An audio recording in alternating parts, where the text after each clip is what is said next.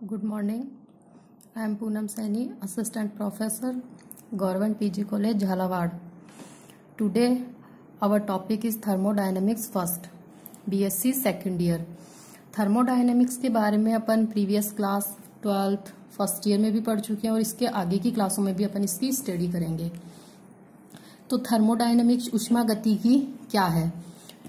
Thermodynamics ऊष्मागतिकी किसी भी रासायनिक प्रक्रम या भौतिक प्रक्रम के अंदर होने वाले ऊष्मा यानी हीट, तो ऊष्मा के परिवर्तनों का तथा ऊष्मा परिवर्तन की दिशा यानी ऊष्मा का परिवर्तन किस दिशा से होता है उसकी दिशा, अभिक्रिया की दिशा को या उस प्रक्रम की दिशा को बताएगी।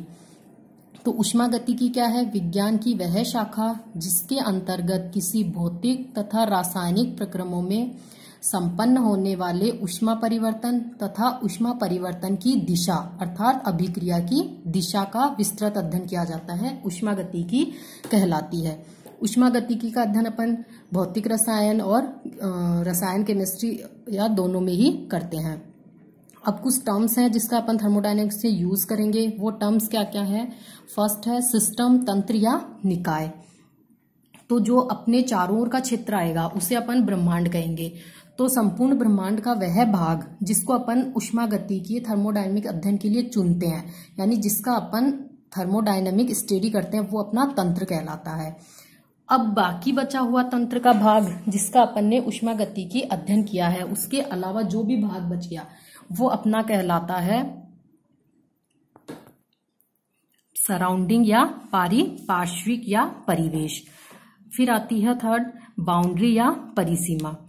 सिस्टम और सराउंडिंग दो हो गए, इनको जो डिवाइड करने वाला एक लाइन है, चाहे वो रियल हो चाहे वो इमेजिनरी हो, वो कहलाती है अपनी बाउंड्री या परिसीमा। सिस्टम तथा सराउंडिंग के मध्य की काल्पनिक या वास्तविक सीमा रेखा क्या कहलाती है?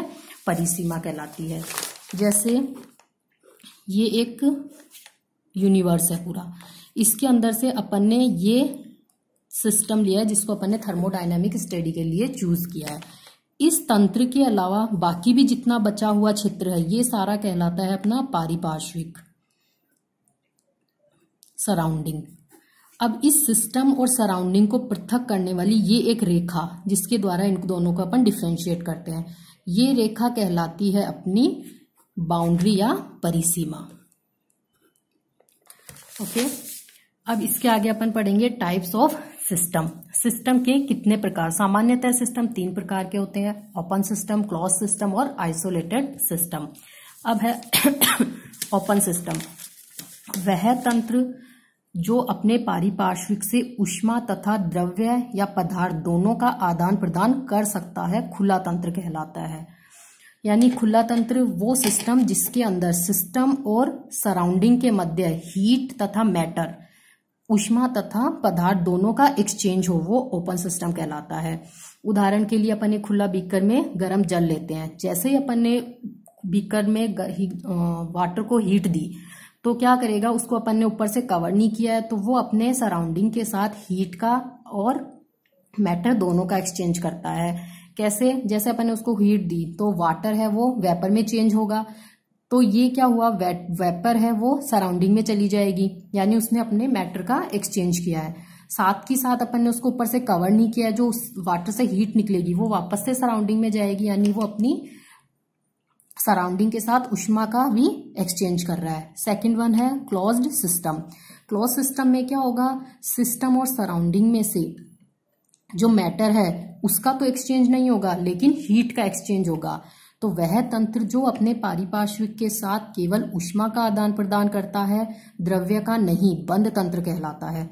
इसके लिए अपन एग्जांपल लेंगे, एक ढके हुए बीकर में गर्म जल। अगर अपन ने बीकर में जल को ऊपर से कवर कर दिया फिर उसको हीट दी जाती है, तो हालांकि वो हीट का तो एक्सचेंज कर लेगा लेकिन वो ऊपर से कवर है तो वो अपने मैटर को उस सिस्टम से बाहर नहीं जाने देगा। इसे अपन कहेंगे क्लोज्ड या बंद सिस्टम। फिर थर्ड है आइसोलेटेड या विलगित सिस्टम। आइसोलेटेड और विलगित सिस्टम में क्या होगा, सिस्टम और सराउंडिंग के बीच ना तो हीट का एक्सचेंज होगा और ना ही मैटर का एक्सचेंज होगा। इसके लिए अपन एग्जांपल लेंगे, थर्मस फ्लास्क में गर्म जल। थर्मस फ्लास्क में अगर अपन ने गर्म जल को डाला तो चूंकि थर्मस फ्लास्क के चारों ओर की जो सरफेस है वो थर्मल इंसुलेशन का काम करती है, यानी वो ना तो हीट को और ना ही मैटर को एक्सचेंज कर पाती है। तो वह तंत्र जो अपने पारिपार्श्विक के साथ न तो ऊष्मा का और न ही द्रव्य का आदान प्रदान करता है विलगित या आइसोलेटेड सिस्टम कहलाता है। थर्मस फ्लास्क में गर्म जल। अब अपन इन तीनों को एक डायग्राम के द्वारा दर्शाएंगे। ओपन सिस्टम है, इसके अंदर बीकर के अंदर अपन ने जल को लिया है, ऊपर से कोई कवर नहीं किया है, तो ये क्या करेगा, अपने सराउंडिंग के साथ हीट और मैटर दोनों का एक्सचेंज करेगा। फिर है क्लोज्ड सिस्टम। क्लोज सिस्टम के अंदर अपन ने बीकर में गर्म जल लेके उसको ऊपर से कवर कर दिया। ये क्या करेगा, हीट का एक्सचेंज तो कर लेगा लेकिन मैटर का एक्सचेंज नहीं करेगा। फिर है इंसुलेटेड सिस्टम। इंसुलेटेड सिस्टम के अंदर चारों ओर की सरफेस है वो थर्मल इंसुलेशन का काम करती है। यहाँ जो मैटर भरी है ये ना तो सराउंडिंग के साथ हीट का एक्सचेंज करेगी और ना ही ये मैटर का एक्सचेंज करेगी। अब है कंपोजिशन के आधार पर तंत्र के प्रकार। कंपोजिशन के आधार पर तंत्र को दो प्रकार में डिवाइड किया गया। एक होता है होमोजीनियस सिस्टम, एक होता है हिट्रोजीनियस सिस्टम। होमोजीनियस या समांगी तंत्र क्या होता है, इसके अंदर क्या होता है, तंत्र के प्रत्येक भाग में उसका रासायनिक संगठन और उसके गुण एकदम समान होते हैं, यानी इसके अंदर की कोई भी ऐसी सीमा रेखा नहीं होगी जो इनकी प्रावस्थाओं को डिफरेंट कर सके या डिफरेंट कर सके इसमें।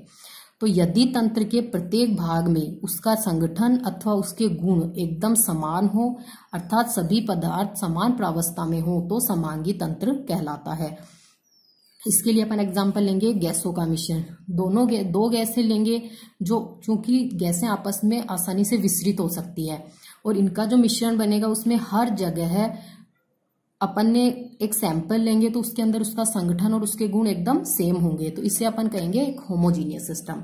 नमक का जलीय विलयन, यदि अपन ने नमक को जल में घोला तो वो पूरा डिसॉल्व हो जाएगा और उसके हर जगह उसके गुण समान होंगे, तो ये भी एक होमोजीनियस सिस्टम है। फिर है प्योर सॉलिड।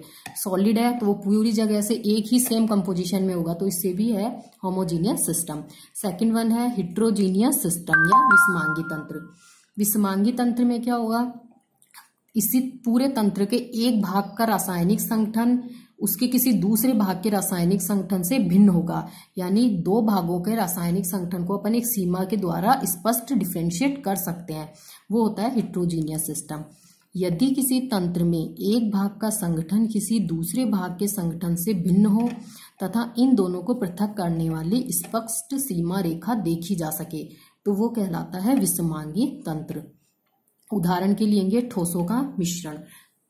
यदि दो ठोस अपन ने मिलाए तो उसमें क्या होगा, ठोस आसानी से एक दूसरे में मिक्स नहीं होंगे, तो एक ठोस कहीं पे एक ठोस की मात्रा ज्यादा होगी, कहीं दूसरे ठोस की मात्रा ज्यादा होगी, तो यानी एक भाग का संगठन दूसरे भाग के संगठन से भिन्न होगा।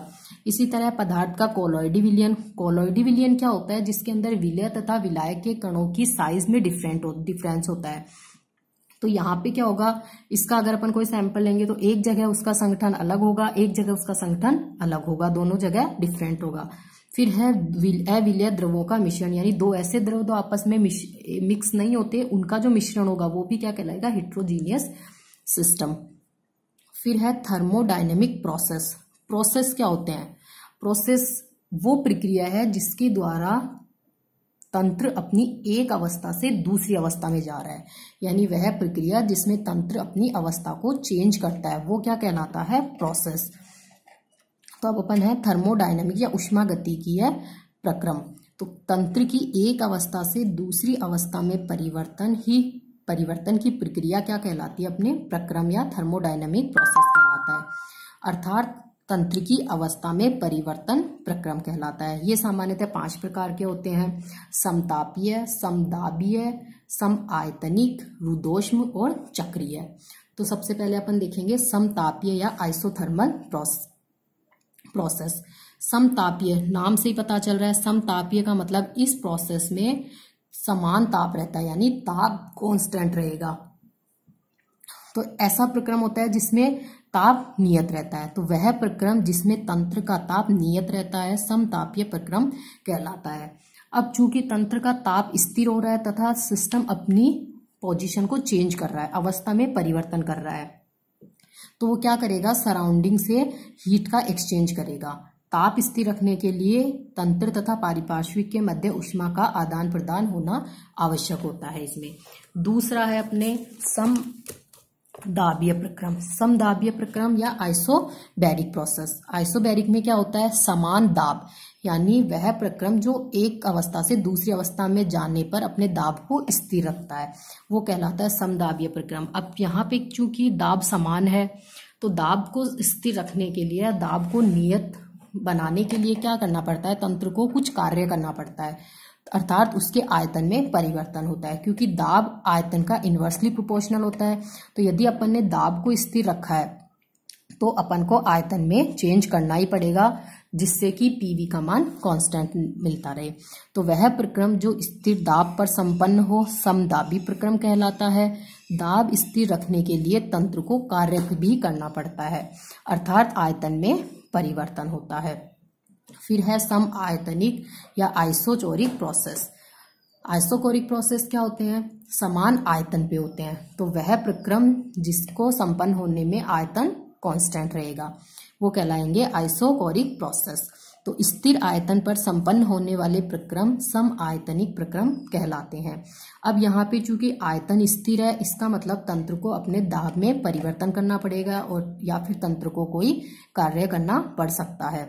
तो स्थिर आयतन पर संपन्न होने वाला प्रक्रम सम आयतनिक कहलाता है। इसके लिए तंत्र पर कोई कार्य करना पड़ सकता है या दाब में परिवर्तन होता है। देखिए यहाँ पे क्या है, समान दाब है लेकिन आयतन में चेंज होगा, तो गैस का आयतन चेंज होगा, इसका मतलब तंत्र को कार्य करना पड़ रहा है। यहाँ है सम आयतनिक, यानी आयतन समान है, उसके दाब में परिवर्तन होगा, तो दाब में परिवर्तन हो रहा है यानी तंत्र पर कोई कार्य हो रहा है। दोनों अलग अलग चीजें, यहाँ तंत्र को कार्य करना पड़ रहा है यानी तंत्र के द्वारा कार्य किया जा रहा है, और यहाँ पे तंत्र पर कार्य हो रहा है। 4 नंबर है रुद्धोष्म या एडियाबेटिक प्रोसेस। रुद्धोष्म प्रक्रम क्या होता है, जिसमें प्रक्रम के दौरान ऊष्मा का आदान प्रदान न हो, वो कहलाते हैं रुद्धोष्म प्रक्रम। अब चूंकि यहाँ ऊष्मा का आदान प्रदान नहीं होता तो इसका मतलब हुआ कि तंत्र के ताप में परिवर्तन होता है। तो वह प्रक्रम जिसमें तंत्र व पारिपार्श्विक के मध्य ऊष्मा का आदान प्रदान नहीं होता, अर्थात तंत्र की ऊष्मा स्थिर रहती है, रुद्धोष्म प्रक्रम कहलाता है। इसमें ताप में परिवर्तन होता है। अब देखिए 2 प्रकार के होते हैं रुद्धोष, एक होता है ऊष्मा शोषी प्रक्रम, एक होता है ऊष्मा क्षेपी प्रक्रम। यदि कोई प्रक्रम ऊष्मा शोषी है यानी ऊष्मा का शोषण कर रहा है, तो उससे क्या होगा, तंत्र का जो ताप था वो प्रारंभिक ताप की तुलना में कम हो जाएगा, क्योंकि वो उसमें ऊष्मा का शोषण हो रहा है। जबकि ऊष्मा क्षेपी प्रक्रम है, उसमें क्या होता है, ऊष्मा निकलती है, रिलीज होती है, तो इसमें तंत्र के पास जितनी ऊष्मा थी उससे ज्यादा ऊष्मा आ रही है, इससे तंत्र का ताप बढ़ जाएगा। फिर है चक्रीय प्रक्रम या साइक्लिक प्रोसेस। चक्रीय प्रक्रम क्या होता है, इस प्रक्रम के अंदर अवस्था परिवर्तन के दौरान सिस्टम की प्रारंभिक और अंतिम अवस्था दोनों सेम रहेंगी, यानी एक साइकिल के अंदर ये पूरा हो जाएगा। जहां से प्रारंभ हो रहा है जहां से ये प्रारंभ हो रहा है वहीं पे ये पुनः आ जाएगा। इस तरह से ये एक पूरा साइकिल होगा। तो वह प्रक्रम जिसमें तंत्र विभिन्न प्रक्रियाओं के द्वारा अंत में पुनः अपनी प्रारंभिक अवस्था में आ जाता है, चक्रीय प्रक्रम कहलाता है। तो ये 5 प्रकार के थर्मोडायनेमिक प्रोसेस हो गए, समतापीय, समदाबीय, सम आयतनिक, रुद्धोष्म और चक्रीय प्रक्रम। इसके आगे की थर्मोडायनेमिक्स की अपन स्टडी अपने अगले लेक्चर में करेंगे। Okay, thank you.